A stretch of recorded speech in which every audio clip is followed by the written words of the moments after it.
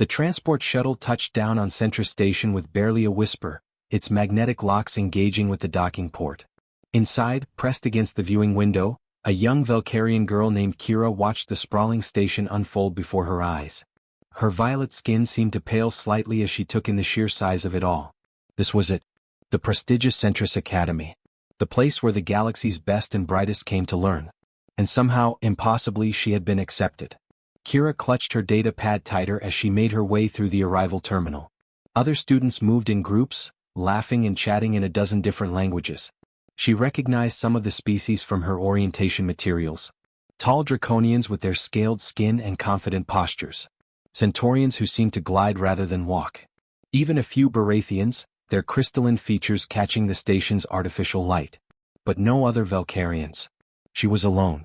The Academy's main corridor was overwhelming. Holographic displays floated everywhere, announcing clubs, events, and academic achievements. Kira's translator implant buzzed constantly, struggling to keep up with the multiple conversations happening around her. She found her way to the cafeteria, following the crowd of students heading that direction for lunch. The moment she stepped inside, Kira felt every eye in the room shift toward her for just a second before looking away. It was subtle, but she felt it. That mixture of curiosity and dismissal. She grabbed a tray and moved through the food line, selecting items that her data pad indicated were safe for Valkyrian biology. When she turned to find a seat, the cafeteria suddenly felt enormous. Tables were full of students clustered together by species or friend groups. Kira approached one table where a few seats remained empty. A Draconian student glanced up, then deliberately shifted his bag onto the empty chair beside him. She moved to another table. A Centaurian girl looked right through her as if she were invisible. The third table she tried, someone actually got up and moved when she set her tray down. Finally, Kira found an empty table near the back corner. She sat down alone, her appetite already fading. Around her, the cafeteria buzzed with energy and life. Everyone seemed to know each other, seemed to belong. Everyone except her. Her first class was advanced astrophysics. The professor, a distinguished Centaurian with silver markings indicating high academic rank, began taking attendance. When he reached Kira's name, he paused, looked up briefly, then continued without asking her to raise her hand like he had with the others. During the lecture, his gaze swept the room multiple times, calling on students to answer questions. His eyes passed over Kira as if she weren't there. The pattern continued in her next class and the one after that. By the end of the first day, Kira had spoken exactly 0 words to anyone except to say, "Excuse me," when someone nearly walked into her in the hallway. They hadn't apologized. The second day was worse. Group assignments were announced in her engineering fundamentals class. The professor told everyone to form teams of 4. Kira watched as students immediately clustered together, friends pairing off, species groups forming naturally. She stood awkwardly as the groups solidified around her. When the professor did a count, he noticed Kira standing alone.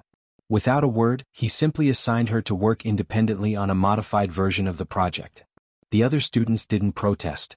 They didn't even seem to notice. Lunch that day, Kira returned to her corner table. She pulled out her data pad and pretended to read while she ate, anything to avoid looking at the crowded tables around her. She could hear laughter, debates about coursework, plans being made for after classes. None of it included her. By the third day, Kira had perfected the art of being invisible.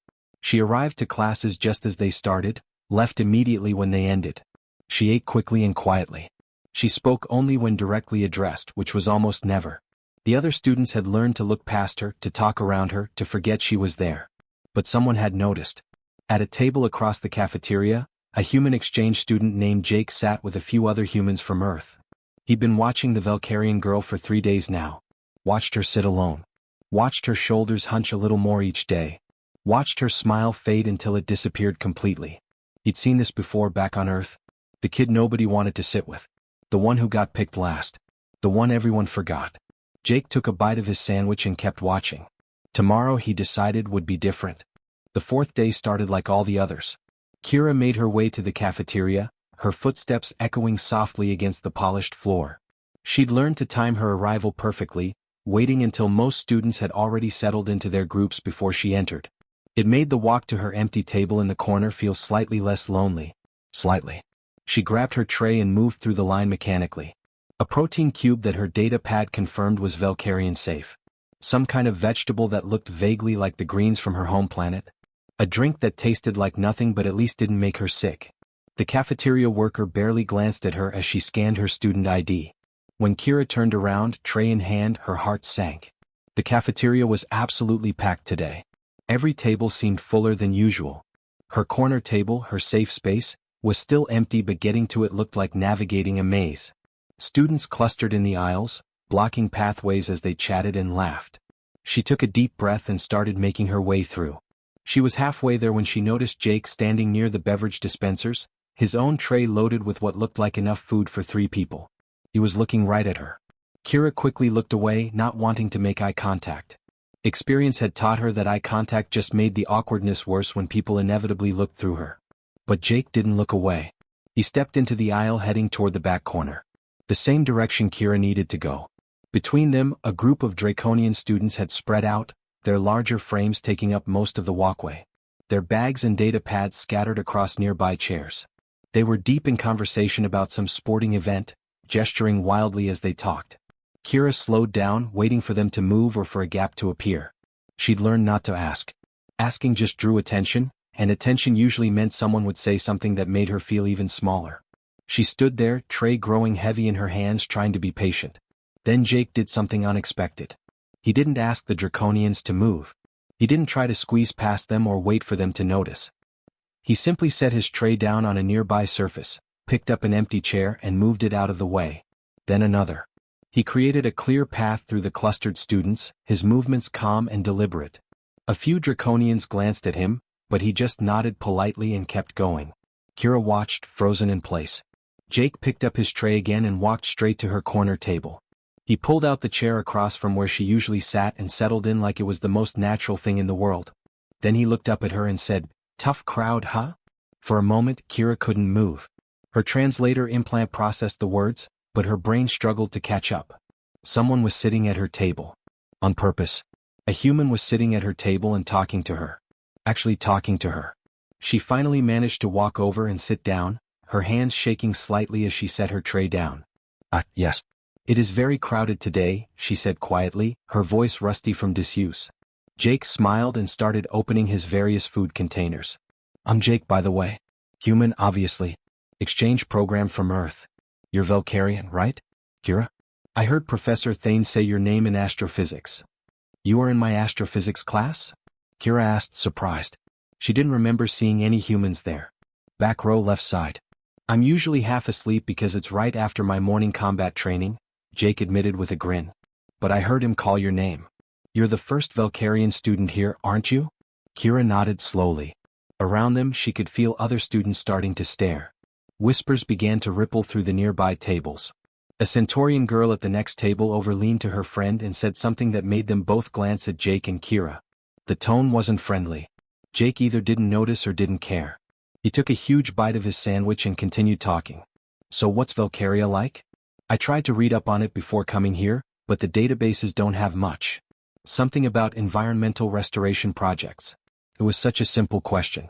Such a normal question. The kind of question someone asks when they're genuinely interested. Kira felt something loosen in her chest, something that had been tight and painful for 3 days straight. "Yes," she said, and her voice was stronger now. "My planet experienced significant ecological collapse 2 generations ago. We have been working to restore it ever since. It is why I wanted to study here. To learn new techniques." Jake nodded enthusiastically. "That's incredible. Like, genuinely incredible. Earth went through something similar back in the 21st century. Took us decades to fix. Well, we're still fixing it, honestly." A Draconian student from the group that had been blocking the aisle walked past their table.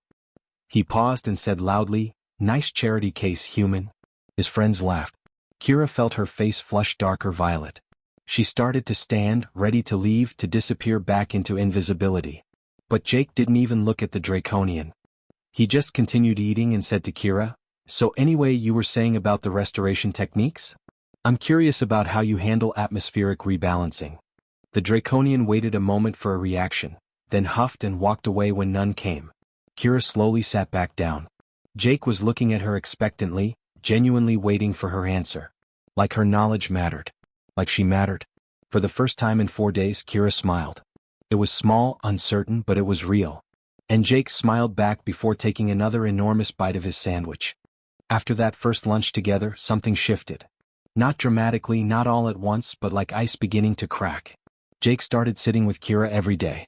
At first, she kept expecting him to stop, to realize he'd made a mistake, to find better people to spend his time with. But he kept showing up, tray loaded with his usual mountain of food, pulling out the chair across from her like it was reserved. Their conversations grew longer, more comfortable.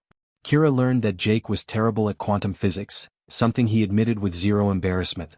She learned that he missed his younger sister back on Earth, that he put hot sauce on everything, and that he had a habit of humming old Earth songs when he was concentrating. Jake learned that Kira was homesick in a way that went beyond missing her planet, that she'd left behind her entire family for this opportunity, and that she had a dry sense of humor that caught him off guard and made him laugh out loud. One afternoon, after a particularly brutal quantum physics lecture, Jake caught up with Kira in the hallway. "Hey, I'm completely lost on that entanglement problem set. Any chance you could help me figure it out before I fail spectacularly?" Kira blinked in surprise. "You want my help?" "Well, yeah," Jake said like it was obvious. "You actually understand this stuff. I watched you in class. You were nodding along while the rest of us looked like confused pets." They found an empty study room in the library. Jake pulled out his data pad, and Kira saw his notes were a chaotic mess of half-finished equations and doodles. She couldn't help but smile. "Okay, let us start from the beginning." What Jake thought would take an hour turned into 3. Kira didn't just give him answers. She explained the concepts in ways that actually made sense, using examples that clicked. When Jake finally understood a particularly tricky problem, he actually whooped loud enough that the library's AI system asked them to lower their volume. "This is amazing," Jake said, reviewing his now-complete assignment. "How are you this good at quantum physics?" Kira shrugged, but there was pride in her voice. "Valkyrian technology relies heavily on quantum manipulation. We had to learn it to rebuild our world. When you are fixing a broken planet, you learn to think about how tiny particles interact in big systems." "That's actually genius," Jake said. Then he paused. "Hey, I'm completely useless at quantum stuff, but I'm pretty decent at navigation systems. I noticed you were struggling with that coordinate transformation assignment yesterday." And just like that, they became study partners. Real ones. Trading knowledge like it had equal value because it did. The following week, their engineering fundamentals class presented a new challenge. Professor Mordak, a gruff Barathian with crystalline features that never seemed to smile, announced a practical problem. A simulation of a failing power grid that the class had been trying to solve for 2 weeks. Dozens of students had attempted it. All had failed. "You have until end of term," Professor Mordak announced. "Whoever solves it gets automatic perfect marks on the final exam." Students immediately started collaborating, forming their usual groups. Kira and Jake worked on it together during their study sessions, but they weren't getting anywhere either. The system was too complex, with too many variables. Every solution they tried created new problems. Then, during one late-night study session, Kira suddenly sat up straight. "Wait. This is not a power distribution problem. This is a cascade failure problem." Jake looked up from his own work. "What's the difference?" "Everything," Kira said, her fingers flying across her data pad. "We have been trying to fix the grid by redistributing power. But that is not the issue. The issue is that each failure triggers the next one like dominoes. We need to break the cascade pattern." "And you know how to do that?" Jake asked. Kira's expression was intense, focused in a way he'd never seen before. "My planet's environmental collapse was a cascade failure. Atmosphere destabilization led to ocean acidification, which led to crop failures, which led to more atmospheric problems. We learned to identify the pattern and insert what we call breakpoints. Points where you interrupt the cascade before it continues." She worked for another hour, Jake watching in fascination as she applied principles from environmental restoration to a power grid problem. Finally she looked up. "I think I have it." The next day in class, Kira raised her hand. It was the first time she'd volunteered to speak in any class. Professor Mordak looked surprised but called on her. Kira walked to the front and presented her solution on the main display. The room went quiet as she explained her approach, showing how breaking the cascade at 3 specific points would stabilize the entire grid. Professor Mordak ran the simulation. The grid stabilized, held, then optimized itself. The professor's crystalline features shifted in what might have been surprise. "This is correct. More than correct. This is elegant."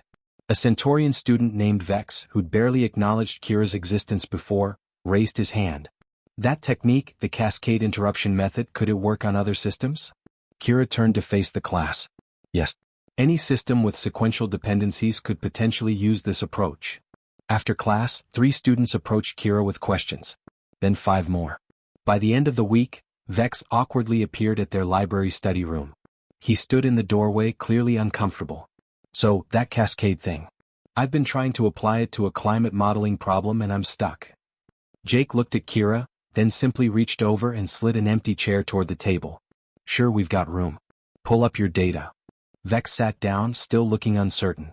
But Kira was already leaning over to look at his problem, asking questions, offering suggestions. Jake watched with satisfaction. His phrase, "We've got room," had become more than words. It was becoming an invitation. A promise that space could be made, literally and figuratively, for anyone willing to learn. By the next week, their study group had grown to 6 students. 3 species. All of them learning from each other. And at the center of it all, no longer invisible, was Kira. The alarm started as a low hum, barely noticeable at first. Kira was in the library with Jake and their study group when the sound gradually increased in pitch and volume. Students looked up from their work, confused. Then the emergency broadcast activated, and holographic displays appeared throughout the library showing a red alert symbol. Attention all students and staff. Environmental system failure detected in sectors 7 through 12. This is not a drill. Please remain in your current locations while technical teams assess the situation. The library erupted in worried chatter. Sector 7 included the main residential quarters where most students lived.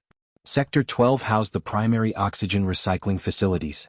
Jake pulled up the station schematic on his data pad, his face growing serious. That's not good. Those sectors handle life support for almost 60% of the station. Vex, the Centaurian student who joined their study group, was checking his own device. My father works in environmental engineering. He says oxygen recycler failures are usually simple fixes. Single-point problems. But 30 minutes later the alarm was still blaring. An hour after that, students were being evacuated from affected sectors. The emergency broadcast updated with instructions to ration oxygen in unaffected areas and avoid unnecessary physical activity. The situation wasn't improving. It was getting worse. Jake and Kira made their way toward the main engineering bay, following the flow of people heading in that direction. A crowd had gathered outside, watching through observation windows as engineers worked frantically at control stations. Holographic displays showed cascading system failures spreading through the recycler network like wildfire. It is a cascade failure, Kira whispered, her eyes fixed on the displays. Inside the engineering bay, the head engineer, a veteran Draconian named Chief Horvath, was coordinating with a team of specialists. His voice carried through the observation speakers. We've isolated the primary failure point, but every fix we implement triggers secondary failures in connected systems. It's like the whole network is turning against us. A Barathian engineer pulled up another schematic. We've tried rerouting through backup systems but they're failing too. The pattern doesn't make sense according to standard failure models. Kira pressed closer to the window, studying the pattern on the displays. Her hearts were pounding. She'd seen this before. Not exactly this, but something terrifyingly similar. The way each fix created new problems. The way the failures spread in waves. This wasn't just a cascade failure. This was a smart cascade, the kind that adapted and spread like a living thing. They are approaching it wrong, she said quietly. Jake looked at her. What do you mean? They are treating each failure as a separate problem. But it is not. It is one problem with many symptoms. Like when my planet's ocean chemistry changed and everyone tried to fix individual ocean zones. It did not work because the problem was the whole ocean system talking to itself, making itself worse. Through the window, Chief Horvath was growing more frustrated. Sweat glistened on his scaled forehead. We're running out of time. At this rate, we'll lose life support to the entire station within 6 hours. We'll have to begin full evacuation protocols. Evacuating a space station the size of Centris would take days. Days they didn't have. Kira made a decision. Before she could second-guess herself, she moved toward the engineering bay entrance. Jake followed immediately with Vex close behind. The security guard at the door held up a hand. Students aren't allowed in during emergencies. Please, Kira said, her voice steadier than she felt. I need to speak with Chief Horvath. I have information about the failure pattern. The guard looked skeptical. The chief is busy with actual engineers. Jake stepped forward. Those actual engineers have been trying for 2 hours and it's getting worse. What's it going to hurt to let her try? Before the guard could respond, another alarm sounded. More systems failing. Through the window they could see engineers scrambling. The guard's resolve cracked. Fine. 2 minutes. But if the chief tells you to leave, you leave immediately. They entered the chaos of the engineering bay. Screens everywhere showed red warnings. Engineers shouted over each other, proposing solutions, running simulations. Chief Horvath stood at the center, his command presence barely holding together the panic threatening to break loose. Kira approached slowly. Chief Horvath? Sir? He turned, irritation flashing across his face when he saw a student. Not now. We're in the middle of a crisis. I know, sir. But I think I understand what is happening. This is not a mechanical failure. It is an adaptive cascade failure. Hey, what? Horvath's tone was dismissive, but one of the human engineers, a woman named Dr. Chen, looked up sharply. An adaptive cascade, Kira continued, speaking faster now. Each time you fix one point, the system redistributes the stress to other points. But it is not random. It follows a pattern. My planet experienced something similar during our ecological collapse. Our atmospheric processors began failing in exactly this way. Horvath crossed his arms. This is a space station oxygen recycler, not a planetary atmosphere. Completely different systems. Different scale, same principle, Kira insisted. She moved to an empty display and pulled up her data pad, projecting her own notes. Look at the failure progression. See how it avoids your fixes? It is finding the path of least resistance through your network like water finding cracks. You cannot fix it by patching individual points. You have to change the entire system's behavior at once. Dr. Chin moved closer, studying Kira's projection. She might be onto something, Chief. This does look like the environmental cascade patterns from the Valkyrian recovery data I've read about. You're telling me a student knows more about our systems than trained engineers? Horvath snapped. Jake stepped forward. Maybe we should make room for a fresh perspective. What have you got to lose? It's getting worse anyway. Horvath opened his mouth to argue, but another alarm cut him off. 3 more sectors were now showing critical oxygen levels. The chief's shoulders sagged slightly. He was desperate, and desperation made people willing to try anything. Fine, he said. You have 5 minutes to explain your theory. But make it quick and make it clear. Kira took a deep breath and began to explain. As she talked, pulling up examples from Valkyrian environmental data, showing the mathematical similarities between atmospheric cascade failures and what was happening to the station's recyclers, more engineers stopped what they were doing to listen. Her hands shook slightly, but her voice grew stronger with each word. She was no longer invisible. And right now that might just save everyone's lives. Kira's explanation filled the engineering bay, her voice cutting through the chaos with surprising clarity. She pulled up simulation after simulation from her data pad, showing how Valkyrian environmental engineers had tackled similar cascade patterns. The key, she explained, wasn't to fight each failure individually. It was to identify what she called synchronization points, places where the system's own feedback loops could be interrupted all at once. You need to create a controlled collapse, Kira said, her fingers dancing across the holographic display. Let the system fail completely in a specific sequence, then restart it with new parameters that break the cascade pattern. It sounds dangerous, but it is actually safer than what is happening now. Chief Horvath looked skeptical. You're suggesting we intentionally shut down life support systems that are still partially functioning? For exactly 47 seconds, yes, Kira said. She pulled up her calculations. The system needs to reset its internal algorithms. Right now it is stuck in a loop where every fix creates new problems because the underlying pattern remains. You must break the pattern entirely. Dr. Chen was nodding slowly, running Kira's numbers through her own verification programs. Chief, her math checks out. The Valkyrian environmental restoration protocols are actually well documented. They pioneered this technique after their atmospheric collapse. It's just never been applied to a closed station system before. Because it's insane, Horvath muttered. But he was looking at the displays showing oxygen levels dropping across the station. Red warnings were spreading like a disease. They were running out of options and everyone knew it. Another engineer, a Centaurian named Rax, spoke up. Chief, at our current rate, we'll lose life support station-wide within 4 hours. Even if this doesn't work, we're no worse off than we are now. Horvath turned to Kira, his expression intense. If this fails, thousands of people could die. Are you absolutely certain about this? Kira felt the weight of every eye in the room on her. Her hands were trembling now, but she forced herself to meet the chief's gaze. I am certain about the theory. My people used it to save our entire planet. But I have never applied it to a station system before. I would need help from someone who knows these recyclers better than I do. The Velkarian ambassador is on the station, Dr. Chin said suddenly. Ambassador Thren.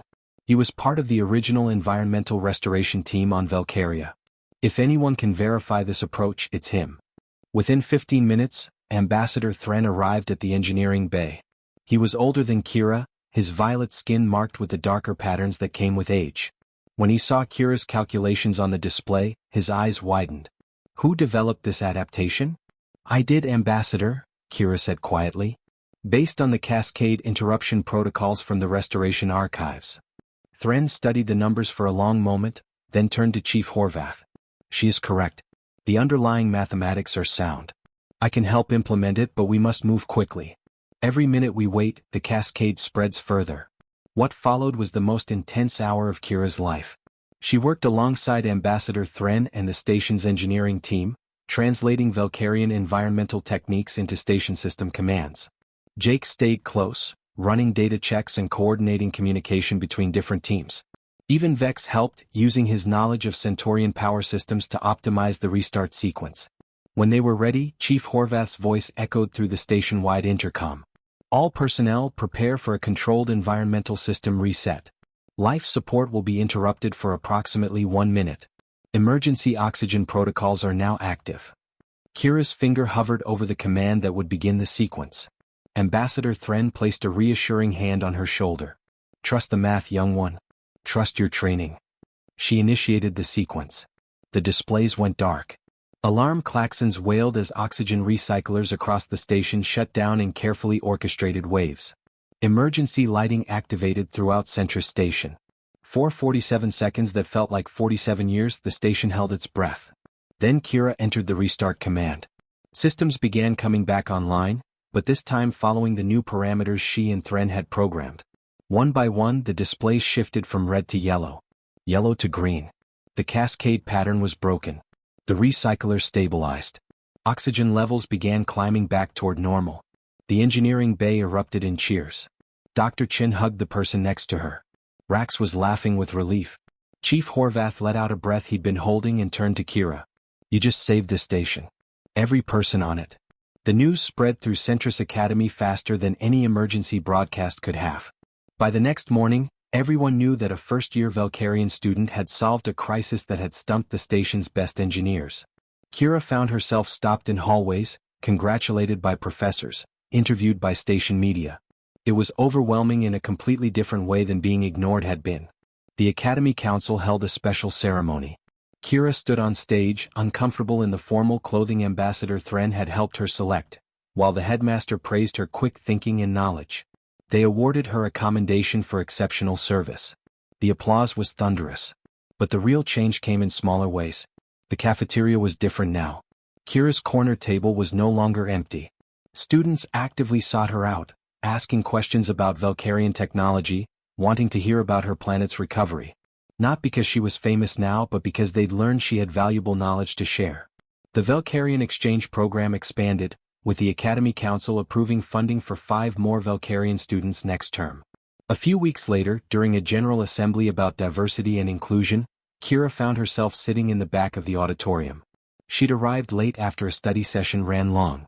The headmaster was speaking about the importance of welcoming all species, of recognizing that brilliance came in many forms. It was a good speech, well-intentioned, but Kira couldn't help noticing the front rows were packed with the usual high-status species while the back was nearly empty. Then she saw movement. Jake stood up from his seat in the middle section, picked up his bag and simply walked to the back. He didn't make a show of it. He just sat down in the empty chair next to Kira and whispered, "Figured you could use some company back here." One by one, other students noticed. Vex stood and moved to the back. Then Dr. Chen's teaching assistant. Then a group of human students. Then more. It wasn't organized or planned. Just happened. Students filling the back rows while the front emptied out. The headmaster paused in his speech, noticing the movement. He looked at the now crowded back of the auditorium at the empty front rows and smiled. Perhaps, he said, the most important lessons aren't taught from the front of the room. Perhaps they're taught by example. By those who make space for others when no one else will. After the assembly, Kira and Jake walked toward their next class together. Students nodded to them in the hallways. Not because Kira was famous. Not because Jake was her protector. But because they were simply two students, two friends, walking through a space that belonged to them as much as anyone. "You made room for me," Kira said quietly as they walked. Jake shrugged, that easy smile on his face. "That's just what you do. What anyone should do. My grandmother used to say that humans learned a long time ago that we survive better when we make space for each other. When we pull up extra chairs instead of turning people away. Is that a human thing?" Kira asked. Jake thought about it. Maybe it should be everyone's thing. But yeah, I guess humans figured out pretty early that we're better together than apart. Stronger. Smarter. More creative. All that stuff. He grinned. Plus, if I hadn't sat with you, I'd still be failing quantum physics. Kira laughed, that easy genuine laugh that came naturally now. Around them, Central Station hummed with life and learning. Somewhere, engineers monitored the oxygen recyclers that now ran smoothly thanks to Valkyrian knowledge shared freely. Somewhere, new Valkyrian students were preparing to join the academy, knowing they wouldn't face the loneliness Kira had. Somewhere, a simple human gesture of moving a chair and saying, "Tough crowd, huh?" had changed everything. And in the hallway, two friends walked together through a space they'd helped make just a little bit better. Just a little more welcoming. One chair at a time.